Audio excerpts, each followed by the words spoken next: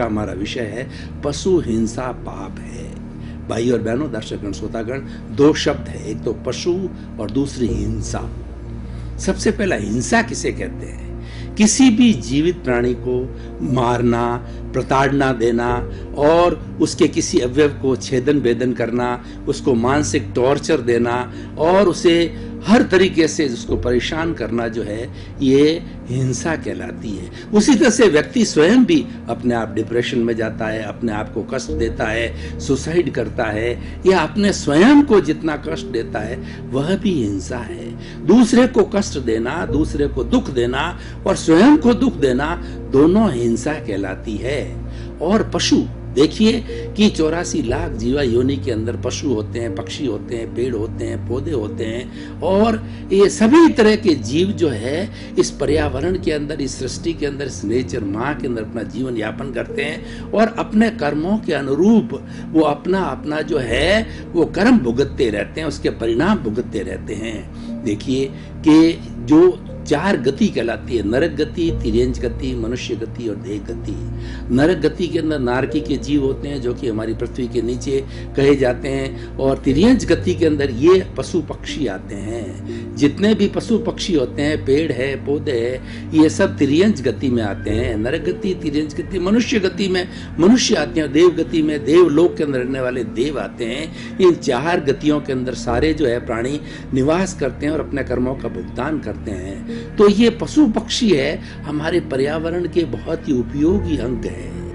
पशुओं को हम देखें, जैसे गाय है, गाय दूध देती है, भैंस दूध देती है, और उसके बाद के अंदर जो बैल होता है वो हमारे खेत खलियान वगैरह सब के अंदर काम आता है, बुआई के अंदर काम आता है, अन्य अन्य कई तरह के वो वाहन गाड़ी के अंदर काम आता है, अन्य कई तरह से जो है वो काम लिया। इसी कारण से पशुपालन किया जाता है। पक्षी भी हमारे बहुत उपयोगी होते हैं, और पक्षियों के लिए ऐसा है जैसे कबूतर है, कबूतर जो बीट देता है उस बीट के अंदर इतनी गर्मी होती है, अगर किसी फोड़े के ऊपर उस कबूतर की बीट को जो है वो गर्म करके लेप कर दिया जाता, बांध दिया जाता, तो फोड़ा पक जाता। ये नेचुरल विधियां थी, और ये हमारी होम साइंसेस थी जो पहले हम किया करते थे, और उससे सारी बीमारियों का जो है हम बीमारियों को साध्य किया करते थे।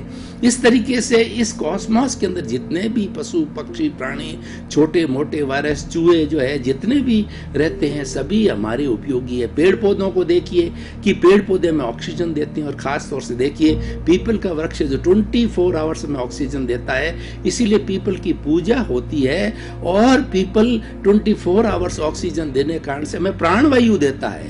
विज्ञान ने इतनी तरक्की कर ली है, लेकिन उसने जो ऑक्सीजन बनाने की कोई भी फैक्ट्री अभी तक तैयार नहीं की है। ऑक्सीजन की बोटलिंग अवश्य करता, पर वो सारी ऑक्सीजन तो है हमें पेड़ पौधों पर्यावरण से मिलती है। अगर पेड़ पौधे ना हो तो हमारा जीवन दुर्भर हो जावे, और हम 1 मिनट भी जिंदे नहीं रह सकते हैं। किसी भी प्राणी को लीजिए, सृष्टि का हर प्राणी उपयोगी है, और हर प्राणी को इस नेचर माँ ने जन्म दिया है, और हर प्राणी जीना चाहता है, मरना कोई नहीं चाहता है। हर प्राणी सुख चाहता है, चाहे छोटा हो बड़ा हो, अपने अपने तरीके से सुख चाहता है। कोई बोल सकता है, कोई नहीं बोल सकता है, लेकिन हर प्राणी सुखी अपना जीवन जीना चाहता है। इतनी समानता है, चाहे राम की हो, चाहे कृष्ण की हो, चाहे गाय की हो, चाहे भैंस की हो, चाहे कीड़े मकोड़े की हो, चाहे मेरी हो, चाहे आपकी हो, उसके भीतर जो शुद्ध आत्मा भगवान विराजमान है वो सबका एक सा है। वो किसी का कोई उसके अंतर नहीं है। अंतर अपने अपने विविधता जो हमको दिखाई देती है अपने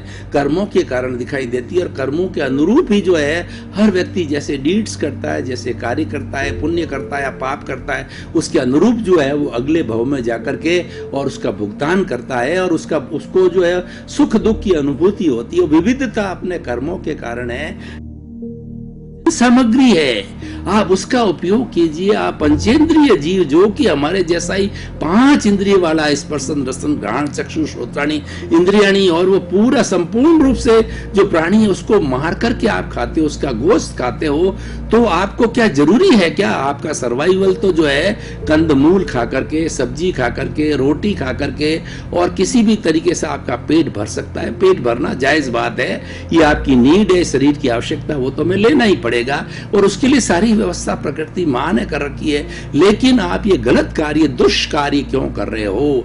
ऐसा करने से इस प्रकृति के अंदर असंतुलन पैदा हो गया। पाप तो सबसे बड़ी है ही है, उसका पाप का बदला तो आपको हर हालत के अंदर उसका चुकाना पड़ेगा। आने वाला वही जीव जो है वापस आपसे उसी तरह का बदला ले रहा है जिसको आप मारोगे। जितने कसाई होते हैं रोज जो है ये मुर्गे काट कर उसका मांस बनाते हैं, बकरे करके गोश्त का कार्य करते हैं, वो लोग स्लॉटर हाउस चलाते हैं, तो वो लोग निश्चित रूप से उनकी गति बहुत दुर्गति होगी, वो नरक गति में जाएंगे और इतना दुख होगा, असहनीय हो जाएगा, क्योंकि वो कार्य ऐसे दुष्कार्य कर। इसीलिए हमारी सोसाइटी के अंदर ये जो पशु हिंसा है इसको रोका जाना चाहिए।